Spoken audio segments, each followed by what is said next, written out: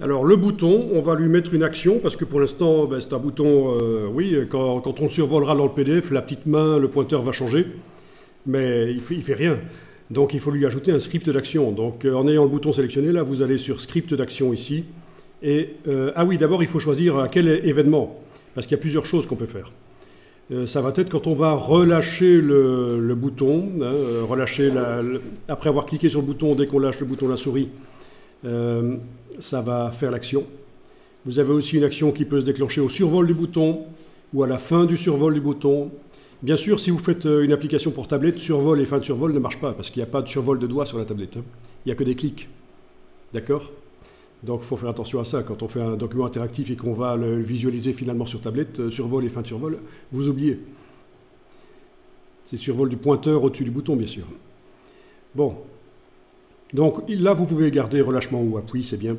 Dans script d'action, qu'est-ce qu'on va mettre? On va, alors regardez ça, on a une première liste d'actions qui fonctionnent dans tout, c'est-à-dire qu'on fasse de l'exportation en flash, hein, Shockwave Flash, de l'exportation, donc c'est pour des sites, pour faire des sites flash, mais ça ne se fait plus, ou une exportation en EPUB, donc de la publication électronique. Là aussi, c'est en train de ne plus être utilisé de moins en moins, tout ce qui est livre électronique.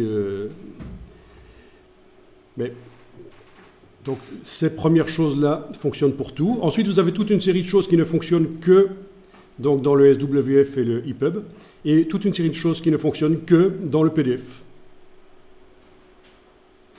Et alors, un truc qui est intéressant de regarder, c'est que notre bouton, il va servir à passer à la page suivante. Donc ça, vous pouvez ajouter l'action « Atteindre la page suivante ». Par contre, il faudra ruser. Il n'y a pas possibilité de faire dans un PDF interactif un bouton qui permet d'aller à une certaine page. Vous voyez, il faudrait utiliser pour ça la fonction « Atteindre la page », mais dans un PDF interactif, elle ne fonctionnera pas. Il est bien indiqué SWF EPUB uniquement. Il faudra donc ruser, si vous voulez faire un bouton dans un PDF interactif qui permet d'aller à une certaine page, il faudra au préalable faire des cibles. Chaque page du document va devenir une cible et vous utiliserez la fonction qui s'appelle « accéder à la cible ». Mais ça, c'est pour un peu plus tard. Mais je vous le dis tout de suite, n'essayez pas dans un premier temps de faire un bouton qui permet d'aller à une certaine page d'un PDF. N'utilisez surtout pas ceci, ça ne marchera pas dans le PDF interactif. Alors ici, je fais donc atteindre la page suivante. Voilà. Bien, je vais enregistrer mon document sous un certain nom, c'est toujours plus sûr. Et je vais faire une exportation en PDF interactif. Alors attention, si vous ne changez pas le nom du document en l'enregistrant, comme je suis en train de faire, là j'ai changé le nom, si vous ne changez pas le nom du document et que dans le logiciel Acrobat, vous avez toujours le PDF exporté précédemment qui est ouvert, ça ne marchera pas. Il faut soit vous enregistrer sous un nouveau nom votre document InDesign et ça va exporter sous ce nouveau nom, le PDF interactif, soit si vous ne changez pas le nom du document InDesign, il faut vraiment vérifier que dans le logiciel de lecture de PDF Acrobat, votre ancien PDF n'est plus ouvert. Alors voilà, exporter en PDF interactif. Ah oui, je dois même changer le nom ici aussi parce que ça a gardé l'ancien nom. Voilà. Alors les options sont toujours là ou pas? 144, oui, c'est toujours là. Toutes les options sont toujours là, c'est parfait.